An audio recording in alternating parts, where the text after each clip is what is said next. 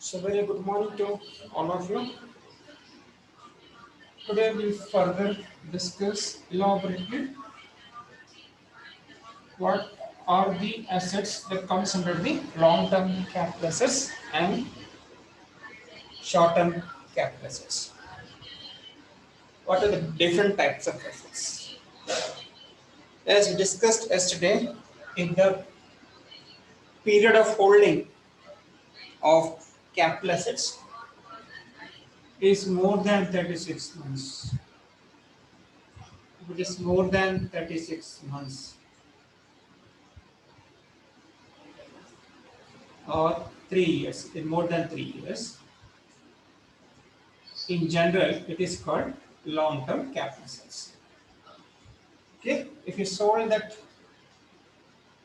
hold the assets for more than 3 years or more than 36 months, that assets is called long-term capital assets. Suppose if you hold the asset with you less than 36 months, less than equal to 36 months, or less than 3 years, then it is called short-term capital asset. This is in general, but this cannot be applied to all the categories of assets, to all types of assets. Now, this is one point. Okay, this is the point number one. This is the number one for short-term and long-term. And there are some assets. Second point. There are some assets which you hold it with you. Okay, if you hold it with you, if it is more than 12 months,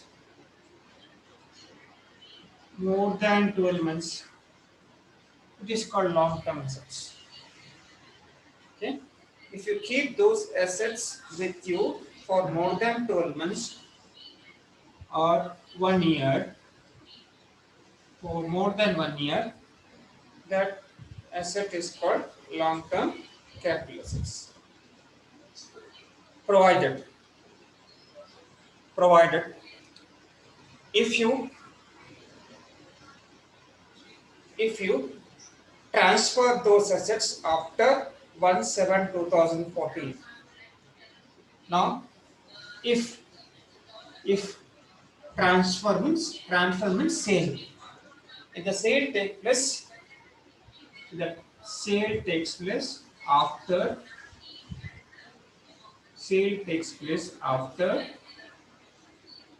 1/4/2014. Okay, if you sell those assets after 1/4/2014, then if you hold it for more than 1 year, that is called the long-term capital assets.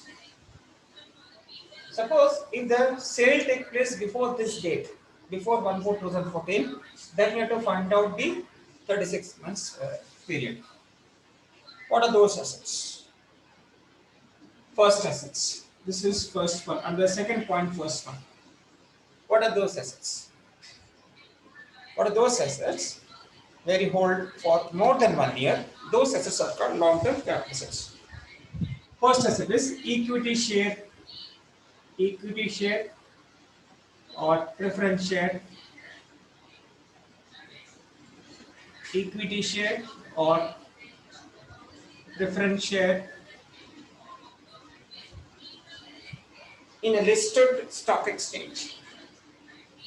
If you hold it, a equity share or preference share in a listed, you have to underline that, listed stock exchange or recognized stock exchange. There are some stock exchanges which are not recognized. For example, our Hyderabad stock exchange is not recognized. It is called unlisted. Okay. If the property is equity share or preference share, we are holding that property in a listed stock exchange for more than 1 year. It is called long-term capital assets. If it is less than 1 year, short-term. Similarly, securities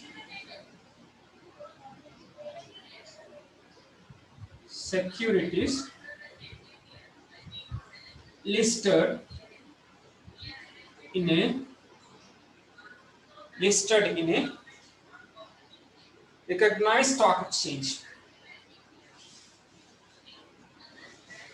Recognized stock exchange. You know what is securities? You have studied already. Okay, which will be listed in a recognized stock exchange. The third type of property is if you hold the mutual fund of UTI, Unit Trust of India, you're having the units of mutual fund. If you holding mutual fund of UTI, Unit Trust of India units. Okay, this is the third one. The fourth property is if you have mutual fund that is equity oriented mutual fund. Equity oriented mutual fund. That there are some mutual funds which are related to equity share, preferences or debentures or bonds or government securities. If your mutual fund is connected with equity shares, then it comes under this category. Then the fifth one is there are some bonds called zero coupon bonds. Zero coupon bonds. These are the properties, these are the assets where if you hold it for more than 1 year and if you sell it, if you hold it more than 1 year, that is called long-term capital assets. If it is less than 1 year, short term. So less than 12 months,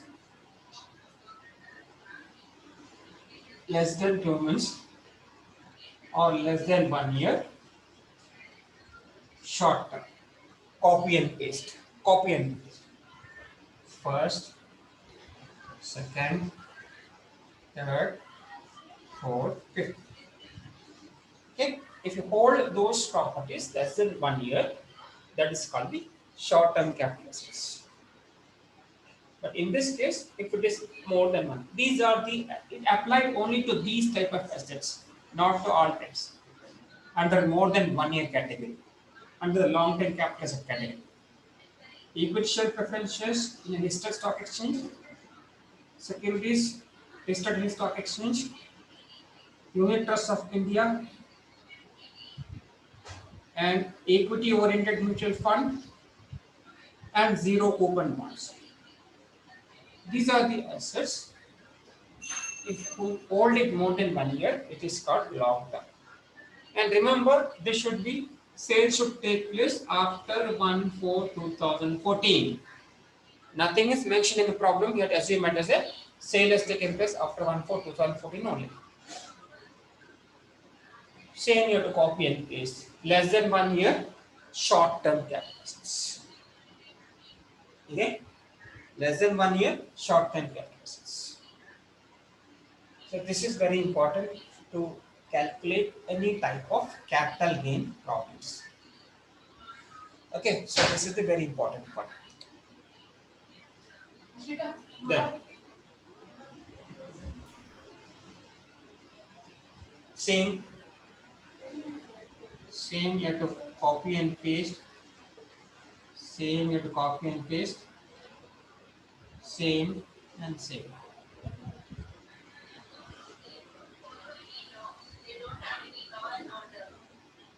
Except it is less than 1 year.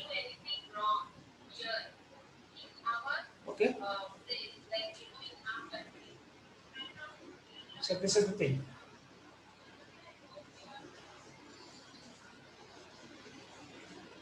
Okay, this first point is over, second point is over. First point is, in general, if it is more than 3 years, long-term capital asset, it is less than 3 years, short-term. But second point, for these type of assets, it is more than 1 year, long term. Less than 1 year, short term.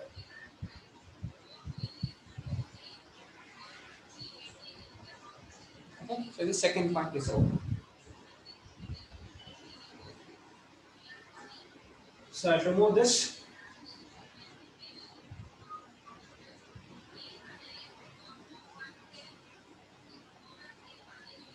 And it is very important to compute any type of capital gain problem. Now, the third point,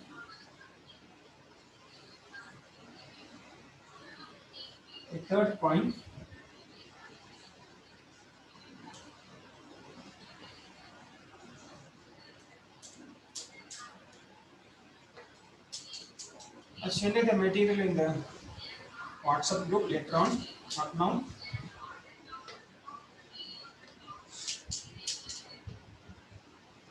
Now, third point, there are some other capital assets.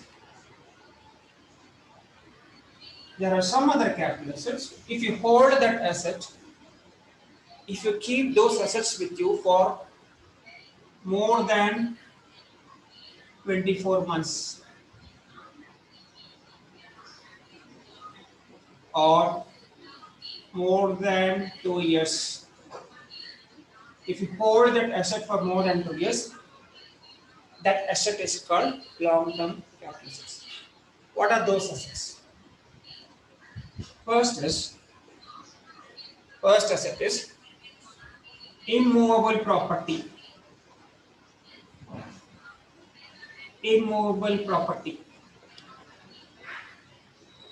That means land and building. Example, land and building comes under immovable property. There we have mentioned if it is that property is purchased after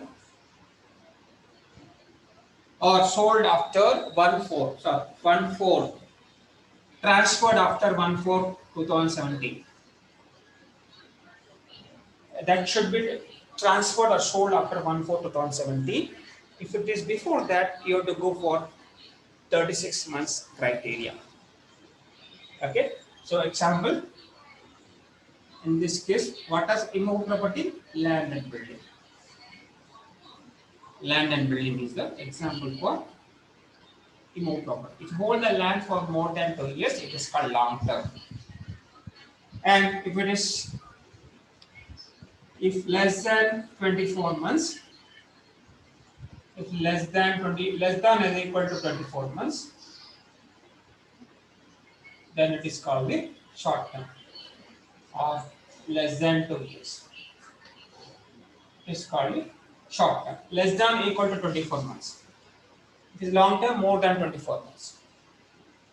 The same, copy and paste. So, immovable property.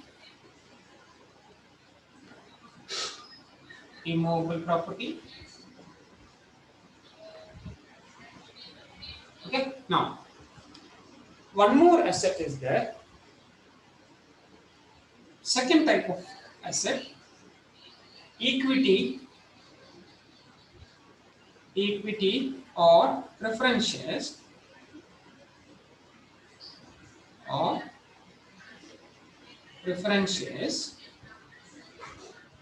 If you have this type of equity or preference shares in a unlisted company, unlisted company. That means in some stock exchange they have listed shares, unlisted shares.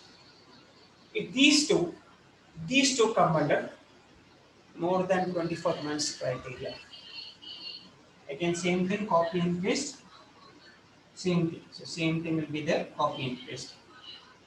Okay. If you have these shares, unlisted company, which is company not recognized by the Companies Act 2013, is unlisted company. Okay. For these two type of assets, more than 2 years is the criteria if that is called long term. For the same assets, you hold less than 2 years, short term for this thing. Okay. And one more important point. When I ask you a simple question, why we need to calculate depreciation? Anyone? Why we need to calculate depreciation?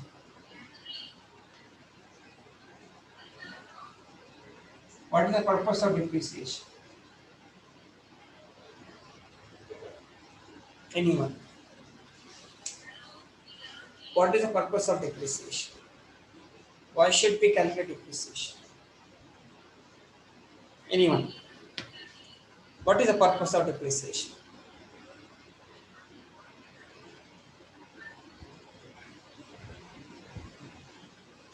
I need response from you. Why should we calculate depreciation?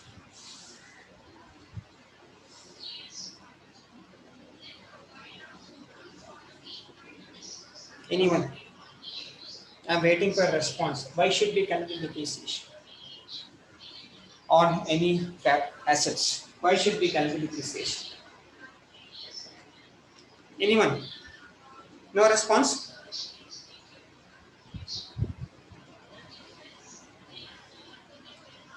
I'm getting no response. Avinash, why should we calculate depreciation? Avinash. Avinash is sleeping.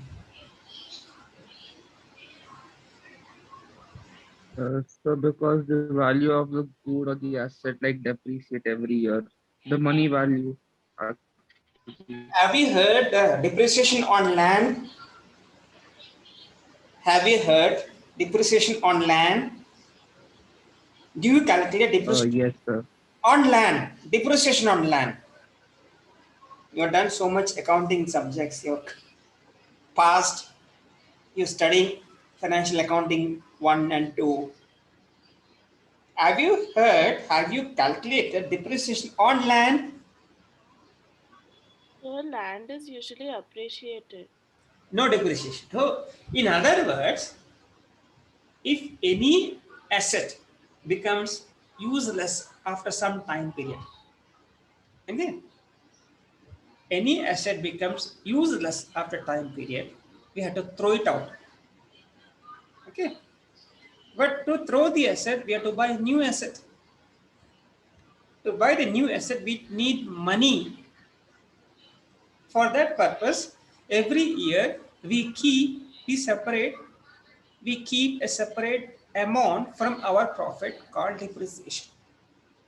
And with that money, adding extra money, we buy a new asset. But land doesn't become useless. It is always useful. Okay? Land value always increases. At the most, it remains constant. So, I mean to say, why I'm asking this point is, any asset which are depreciated, any assets which are depreciated, what you have to do is, you have to take it as a short-term capital asset only. If any assets are depreciated, fourth point, if any assets are depreciated, if any assets are depreciated,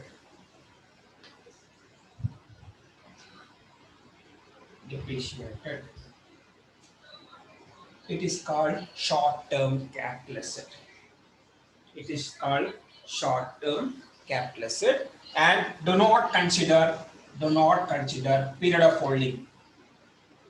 Do not consider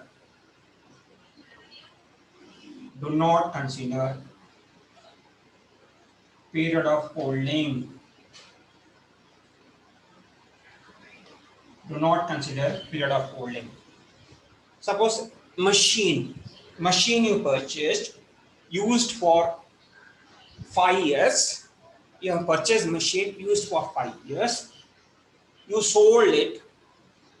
Okay, that machine, even though used for 5 years, will come under short term because machine is depreciated.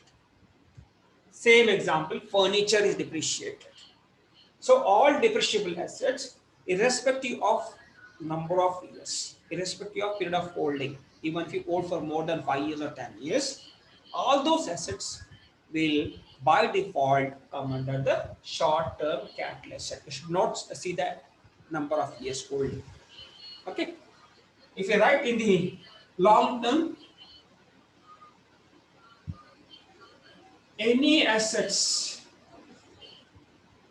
any assets which are not depreciated, which are not depreciated, which are not depreciated, comes under long term.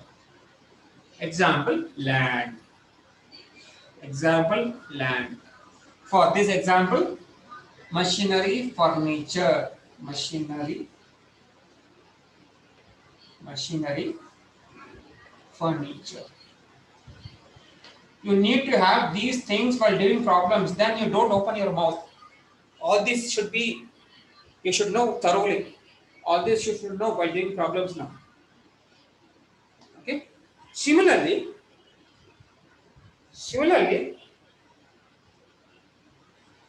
the debentures and bonds will be treated as short-term capital asset only, irrespective of number of years you have. Debentures and bonds will be treated as, see, it is given bonds, not the zero coupon bonds. Zero coupon bonds is number of years is more than 2 years. Sorry, more than 1 year. Zero coupon bonds. Simply bonds is given. So all debentures and bonds will come under short-term capital assets. So this will be how to segregate this different types of assets based on years.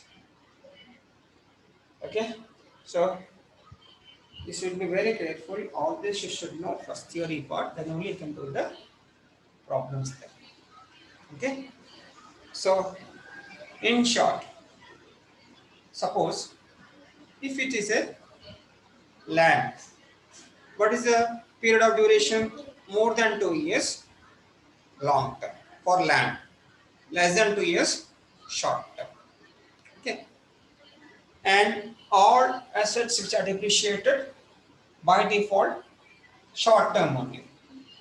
And if you purchased, if you hold the equity share preference share in a listed stock exchange, that is called long term. If it is holding, if you're holding more than 1 year, less than 1 year, short term.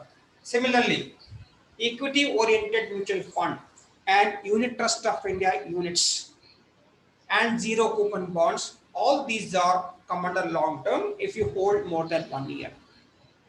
And if you hold less than 1 year, short term. This is very important part. Okay, now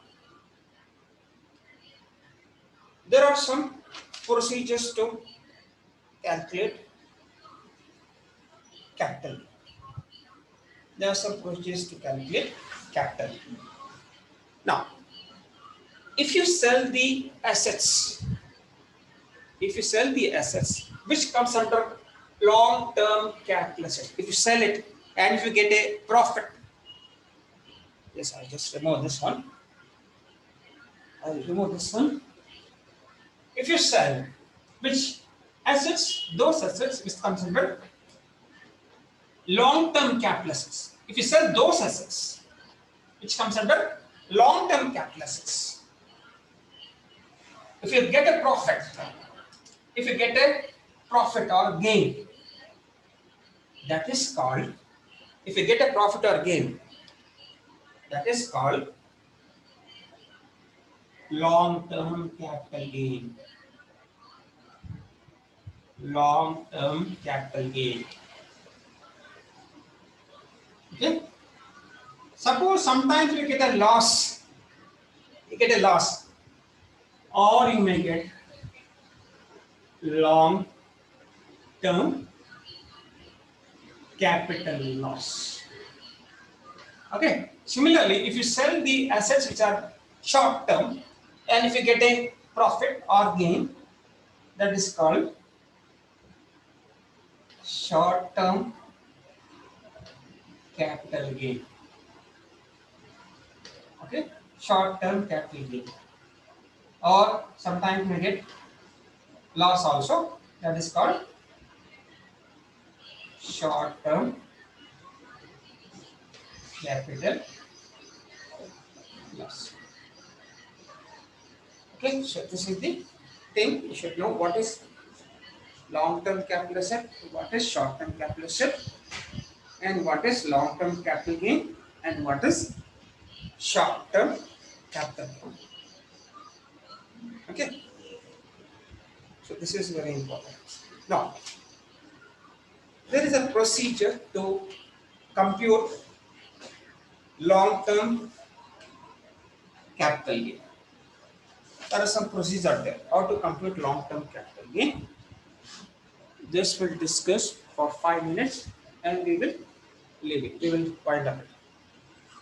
The procedure, the format is there to compute long term capital gain. The format I write on the board, format or procedure to calculate long term capital gain.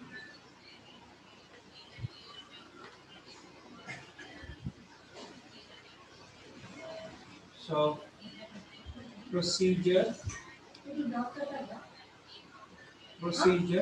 to calculate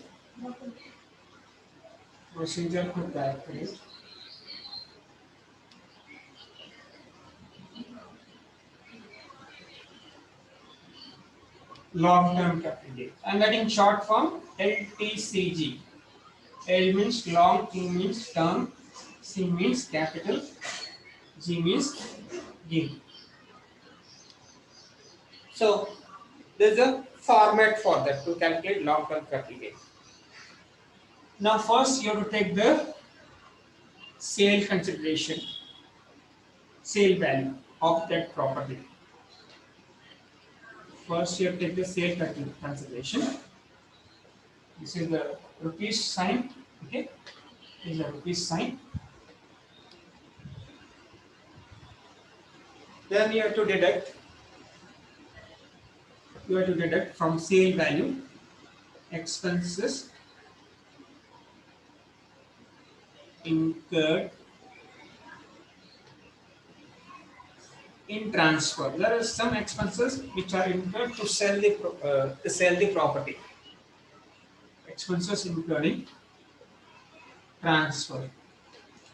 Like suppose you want to sell your land, you have to give ads in the newspaper, you have to contact brokers, you have to pay commission. Those are called expenses incurred in transfer of property, of assets, any asset, capital, capital asset, of capital assets. Okay, you have to subtract expenses incurred to transfer the capital asset.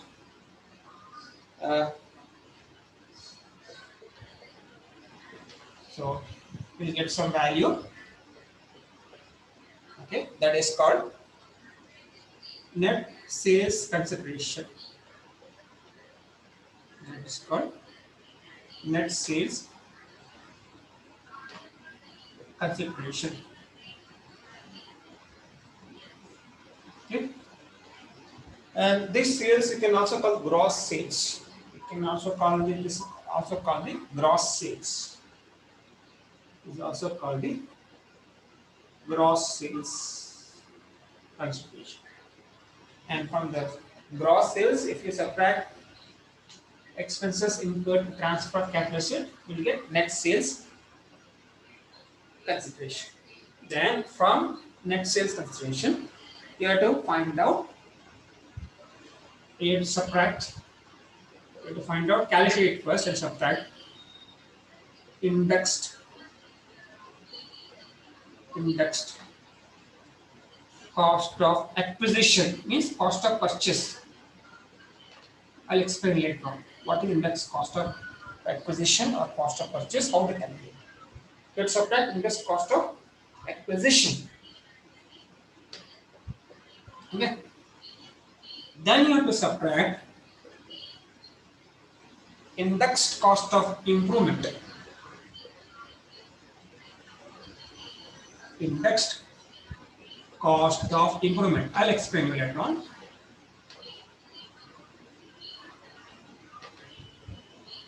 Okay, indexed cost of improvement. You'll get some value. You get some value. That value is called long